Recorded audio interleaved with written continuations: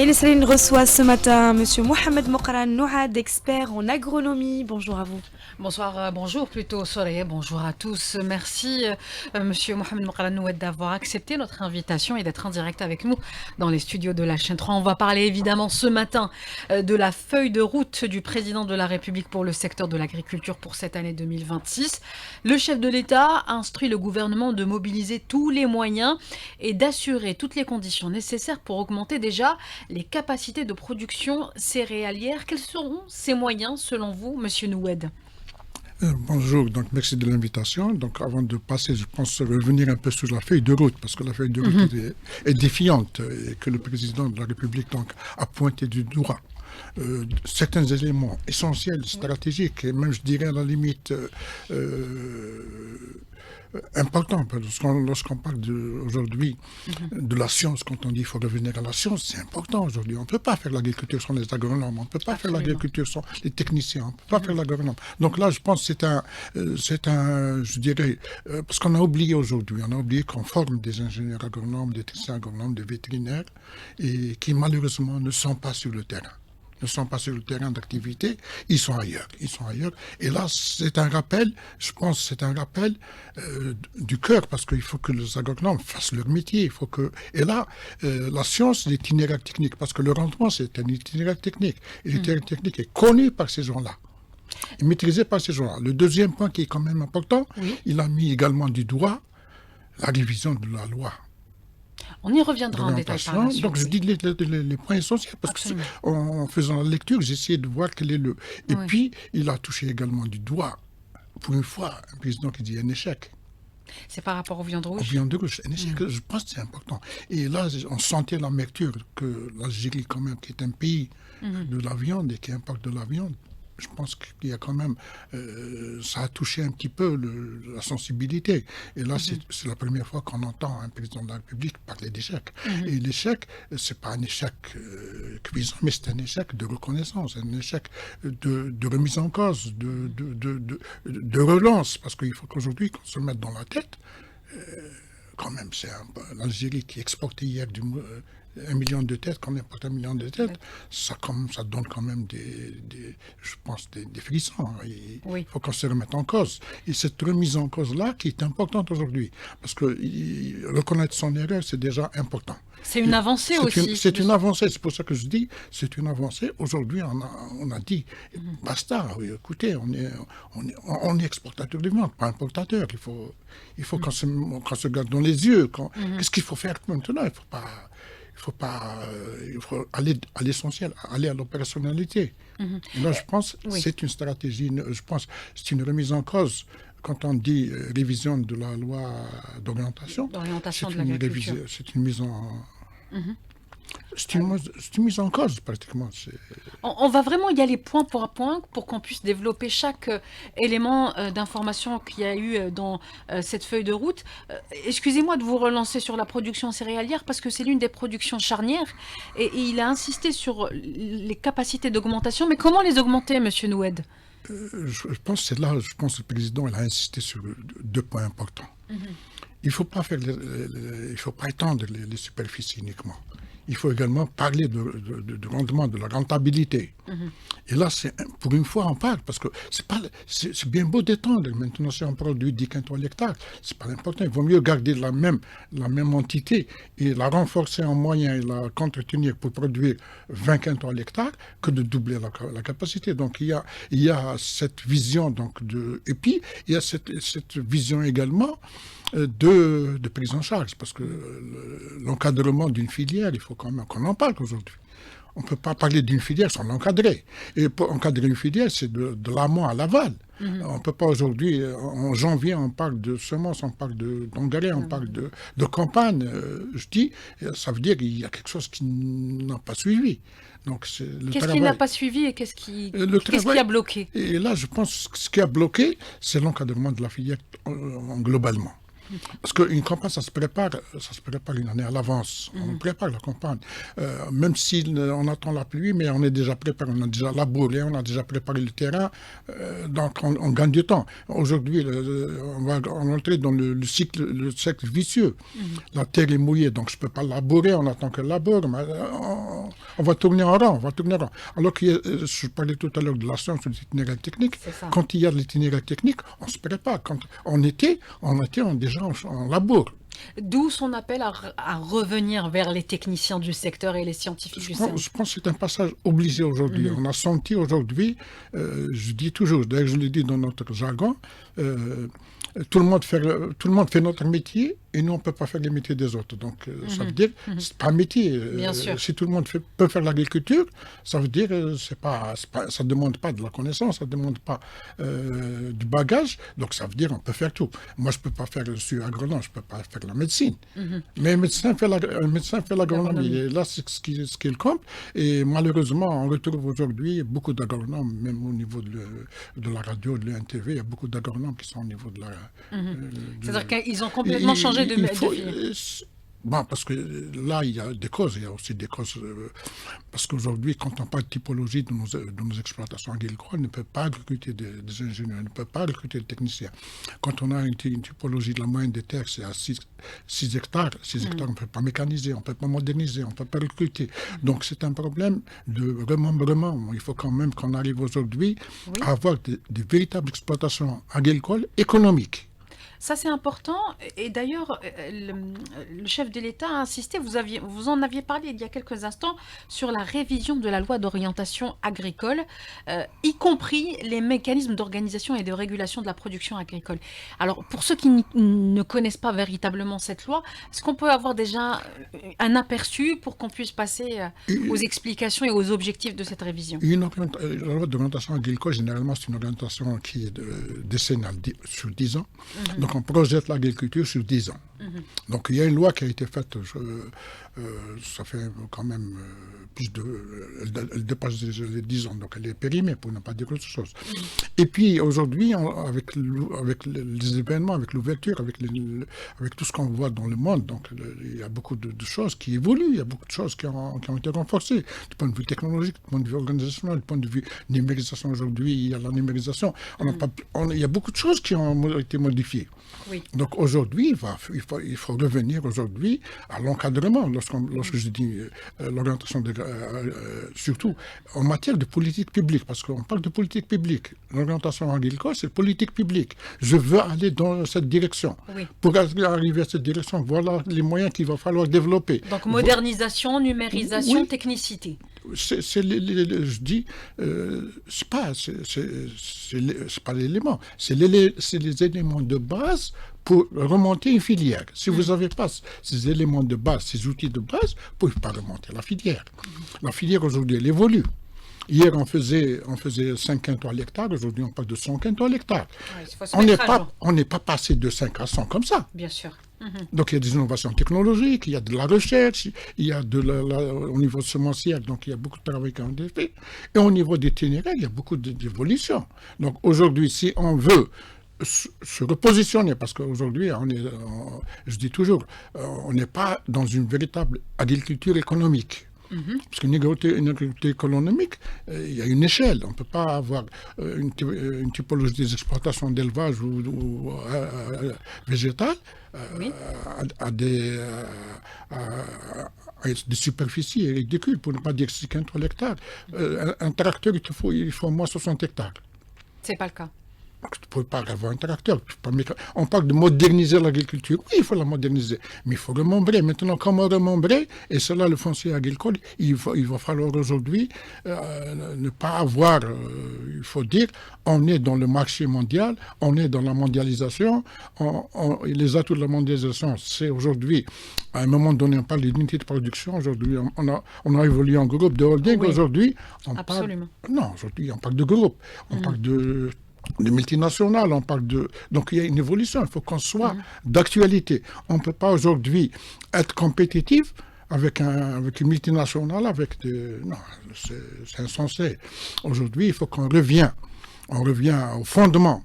Fondement, parce que le fondement, l'agriculture, d'abord l'agriculture, c'est c'est l'éducation de la culture agricole. Donc, On est obligé de revenir aux bases.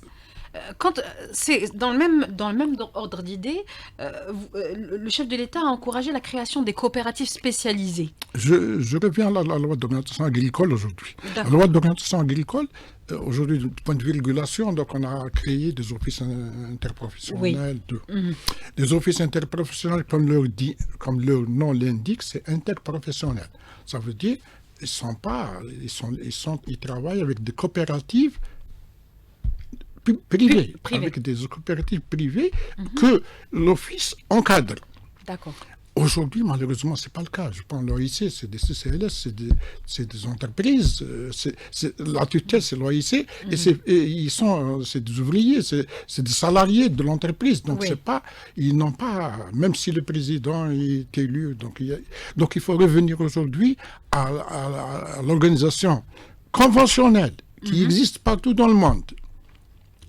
Une coopérative, c'est une force. Donc se remettre aux normes. Se remettre en ordre. Quand on dit l'OIC ou l'ONIL ou l'ONILEV, quand on dit elle appartient aux agriculteurs de la filière, parce que c'est des filières, c'est une organisation de filières, ça veut dire c'est à eux de décider, c'est à eux de décider ce qu'ils veulent faire, et puis l'organisation leur facilite la tâche. Ça veut dire en matière de sourcing d'approvisionnement, en matière de distribution, en matière de collecte, ça veut dire que le producteur s'occupe uniquement de la production et tout le reste est organisé, structuré et encadré par l'État. Parce que le régulateur aujourd'hui, on ne peut pas dire le régulateur. La régulation, c'est l'État. C'est une fonction de l'État. Et la régulation, c'est à l'État de l'assumer. Et là, on aura une clairvoyance, je dirais, avec une visibilité, une trajectoire. Sinon, si on reste tel que nous sommes aujourd'hui, l'OIC aujourd'hui, c'est vrai qu'elle gère, elle essaie de mais elle est très loin de tous les agriculteurs. Elle n'est pas à l'écoute de l'ensemble des agriculteurs. Elle n'est pas en mesure aujourd'hui d'accompagner tout. Mais si les CCLS étaient vraiment structurés du point de vue... Vous préconisez en tant qu'expert une restructuration à ce niveau. Il faut revenir à l'encadrement d'une filière tel que énoncé et tel que décrit dans les textes et tel que se fait par ailleurs. On peut pas Les textes existent. Les textes, si vous lisez les textes sont conformes. Les textes sont conformes. Maintenant, la mise en œuvre sur le terrain, un CCLS, donc normalement, CCLS ne m'appartient. Redites-moi CCLS pour les auditeurs. CCLS, c'est des coopératives de céréales, de livraison et de semences. Donc, c'est une coopérative, en principe. C'est le sens de coopérative en lui-même. Parce qu'une coopérative, dans le sens... Parce que nous, on a quand même un peu... défigurer un peu le sens politique de coopérative socialiste. Donc, des années 70. Et là, aujourd'hui, on est dans l'économie. De marché. La coopérative, elle est économique. Elle est économique. Elle sert un intérêt économique. Ou un intérêt, je dirais, quand on dit technique, appui technique, c'est pour augmenter le rendement, c'est augmenter le chiffre d'affaires, c'est économique. Donc aujourd'hui, il faut que la coopérative sorte du carcan je dirais, syndicaliste, elle passe à l'économie et elle appartient aux utilisateurs, aux acteurs du métier. On va y revenir juste après le sommaire de l'actualité avec vous, Monsieur Moqran Nouad, expert en agronomie. À 8h32, l'invité du jour. On revient au débat avec Monsieur Mohamed Moqran Nouad, expert en agronomie. C'est votre invité, Nesrine Tahmoud. Absolument. Et puis, on va parler d'un des points essentiels de cette feuille de route. Relancer la production de viande rouge et de viande blanche. C'est l'une des instructions du chef de l'État lors du Conseil des ministres. Comment relancer cette filière, Monsieur Nouad ? Relancer cette filière, donc c'est revenir en arrière, parce que cette filière, je dis, c'est l'ossature de l'agriculture algérienne. Si on parle historiquement, si on revient un peu à l'histoire, l'Algérie est un pays pratiquement à vocation élevage bovin. Du point de vue économique, elle a assuré pratiquement plus de 90% de l'économie algérienne.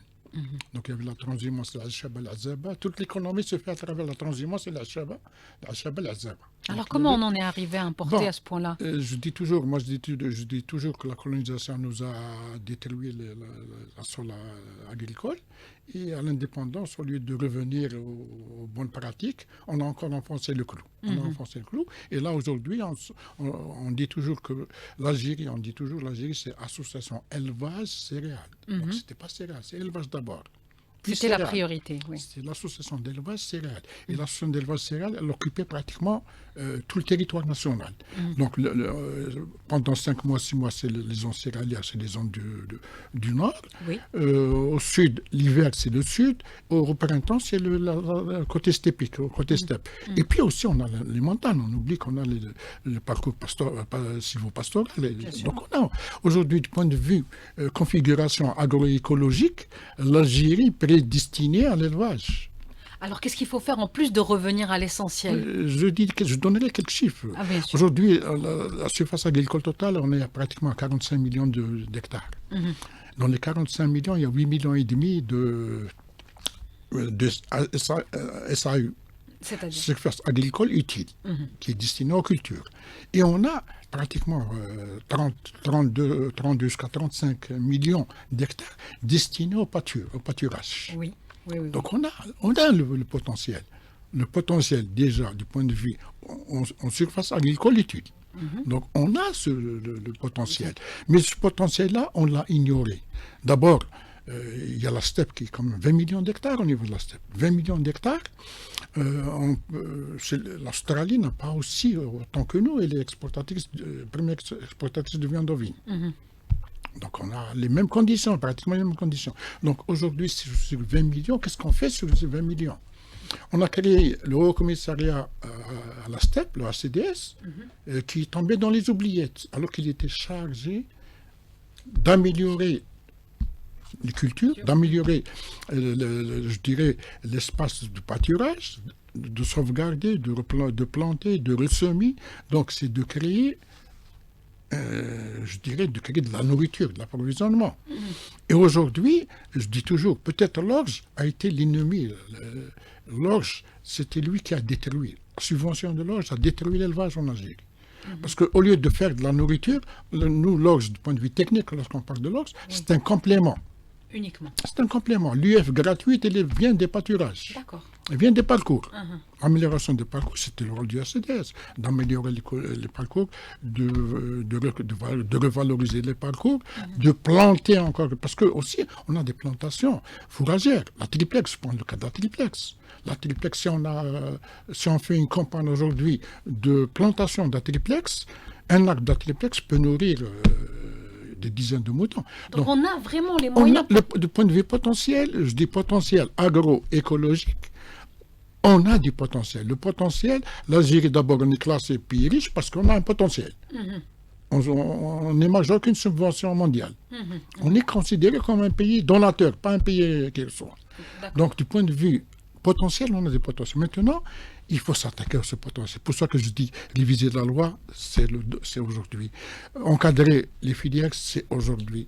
Remettre de l'ordre, c'est aujourd'hui. Oui. Revenons aux viandes. Les viandes, je disais, hier, on exportait 1 million de têtes. Donc, il y avait le potentiel parce qu'il y avait cette organisation, association élevage céréales avec tripolaire. Donc, il y avait le sud, la steppe et les zones céréalières. C'est tout, c'était le mouton. Tout est sur le mouton. Et puis, on a quand même aujourd'hui un patrimoine génétique qui avoisine 20 millions de brebis. Oui. 20 millions de brebis, aujourd'hui, elles peuvent nous donner, même si on ne fait rien, elles peuvent nous donner jusqu'à 15 millions d'agneaux destinés à l'abattage. Donc, c'est pour ça que je dis, du point de vue potentiel, il y a. Mais est-ce que ces brebis-là fonctionnent? Est-ce qu'elles produisent? Est-ce qu'elles se reproduisent? La question, elle est là. Comment faire pour relancer? Là, c'est de reprendre, de revenir, parce qu'on dit toujours, c'est du traditionnel qu'on passe à la modernité. On a des acquis, on a des connaissances. C'est de revenir à ce qu'on sait faire et d'améliorer ce qu'on sait faire.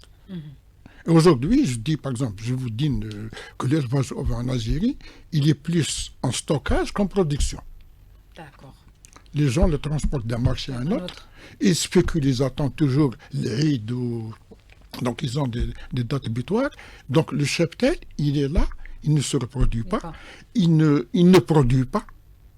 Et puis je vous dis aujourd'hui, quand un animal est âgé, produire 1 kilo de viande, ça demande par exemple 100 dinars, 1000 dinars. Produire 100 kilos de gras, c'est 2 fois plus, c'est 2000 dinars.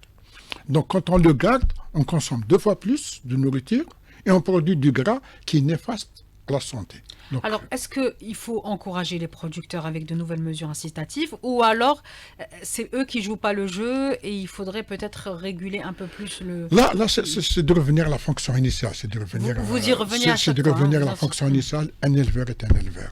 Un engraisseur est un engraisseur. Un chevillard est un chevillard. Un maquignon est un maquignon. Il faut revenir au métier de base. Et ces métiers-là qui structurent la filière.